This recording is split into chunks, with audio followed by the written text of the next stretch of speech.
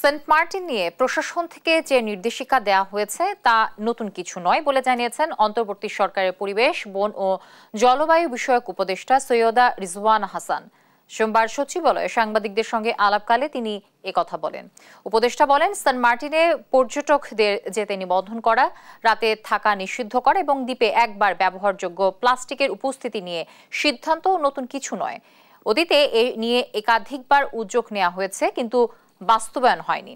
সৈয়দা রিজওয়ানা হাসান বলেন, পর্যটনের ব্যাপারে অংশীজনদের সাথে আলোচনা সাপেক্ষে সিদ্ধান্ত নেওয়া হবে।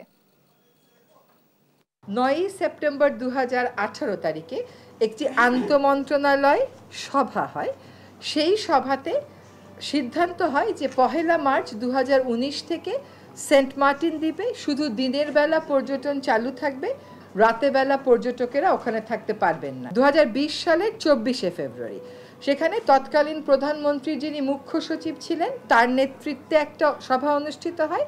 সেই সভায় সিদ্ধান্ত হয় যে সেন্ট মার্টিন দ্বীপে প্রবেশের ক্ষেত্রে পর্যটকদেরকে রেজিস্টার করতে হবে। এই সিদ্ধান্ত নতুন কোনো আবিষ্কৃত কোনো সিদ্ধান্ত নয়।